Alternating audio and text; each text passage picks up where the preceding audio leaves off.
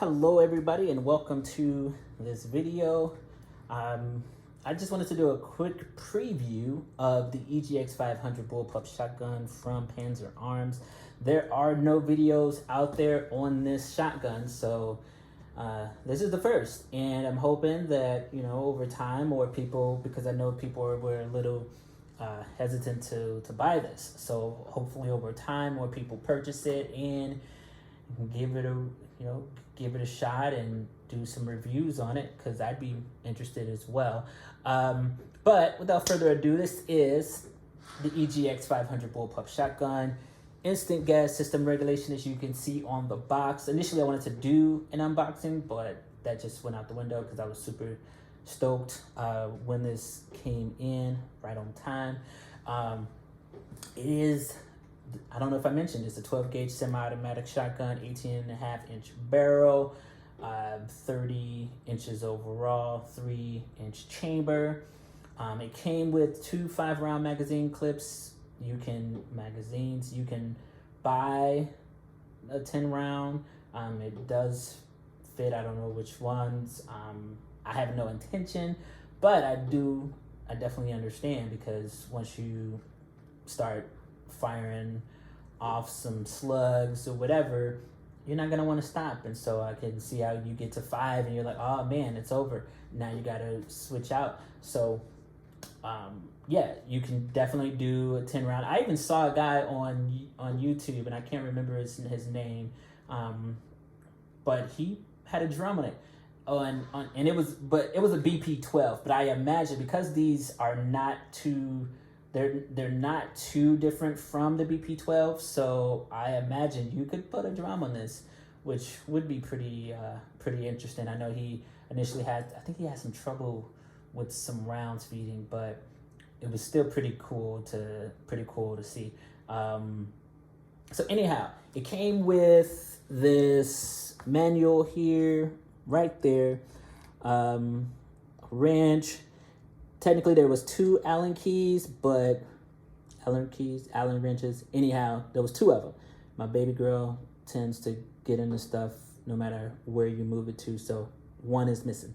And then of course this key, and the 2 choke sets. So that's for you to change out from slugs to buckshot, birdshot, which I'm really looking forward to. I have no intention of using for birdshot, but the buckshot was pretty cool. I actually saw a video, the same guy, I can't remember his name, but he practiced with some different ammo, and so being able to see how that worked with the buckshot was actually pretty impressive. And one of the things I'm excited about this gun is, sure, it's for home defense, but you know, inside of an apartment, like you're not even at 20, 10 yards, I don't think. But he had no problems hitting targets 10, 20, 30 yards. And for me, that's pretty cool. So I like the fact that I mean, obviously the bullet plays a lot of part in that, but slugs, I don't know, plays a lot of part into it. This is my very first shotgun, if I have not mentioned that already. I've never fired a shotgun before, so this is my first experience with it. Although I own 2 handguns, and I've only ever shot one of them prior to purchasing, and that's because I shot a whole bunch to get an idea of which one I was gonna buy next. But like my Springfield XD Mod 2, yeah, I just bought it because it was subcompact, and I knew that I was gonna love it, and of course I love Springfield, so that was not gonna be an issue. So this one, there's tons of reviews on the BP12, so purchasing this, and because it's not too different from the BP12, I was comfortable enough to do so, even though like I say, there are people that were interested in this that are hesitant to buy it. So here it is, and you guys see that it's legit.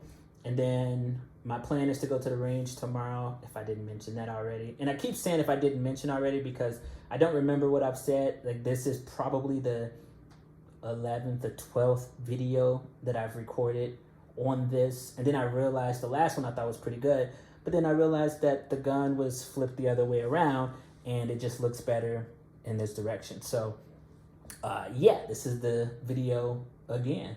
And hopefully this is better. And if I didn't mention, this is my first video ever. So it ain't gonna be as high quality, right? It's not gonna be as great as other people's videos, but it's gonna do the job on this gun. So they say that that, you know, this is the trigger on this gun makes, you know, precision and accuracy easy to achieve. One thing about the trigger is that it's very wide, as you can see here. So you have the capabilities, like whether you are someone with big hands, this is grip, whether you have big hands, big fingers. Oh, yeah, that ain't gonna work. Okay.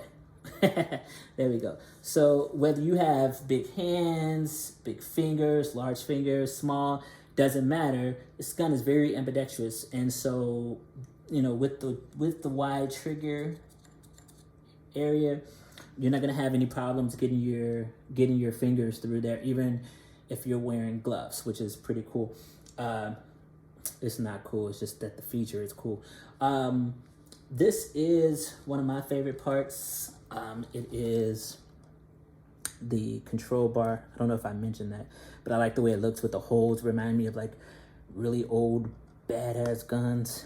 So there we go. Super cool. And I mentioned that it's ambidextrous. So like the control bar here, the button for adjusting your gas there, but you can also put it on the left side.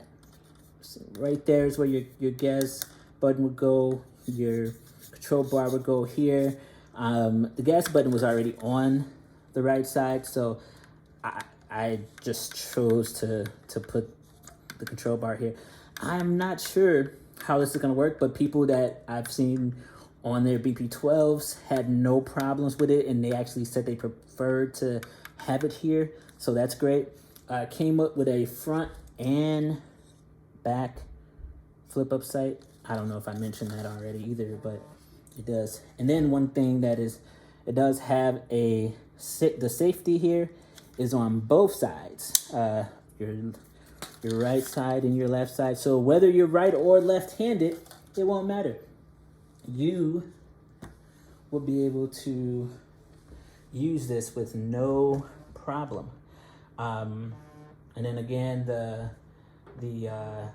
gas system, you know, you push or pull the button and you're able to just make adjustments on the fly. So that part is pretty great as well. And then, you know, that's one of the big key takeaways from this versus the BP12, because you don't have to break it down to adjust the gas system. So that's nice. I think I've covered everything, and I'm hoping that I covered everything for this gun, because yeah, this is the last video, for sure this time. Oh, one of the things that I like too, if I didn't mention this, is this muzzle shield.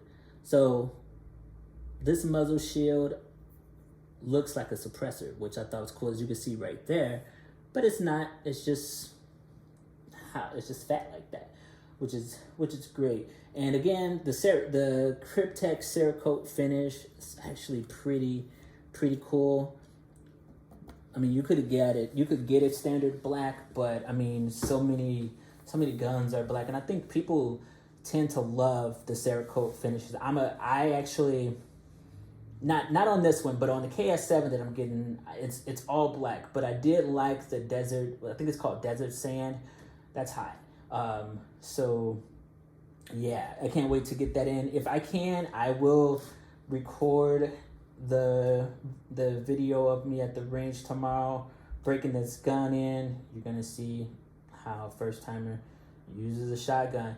And yeah, but I hope this video was informative. This is actually 2 minutes longer than the last video, so I'm assuming this is the end. I talk a lot.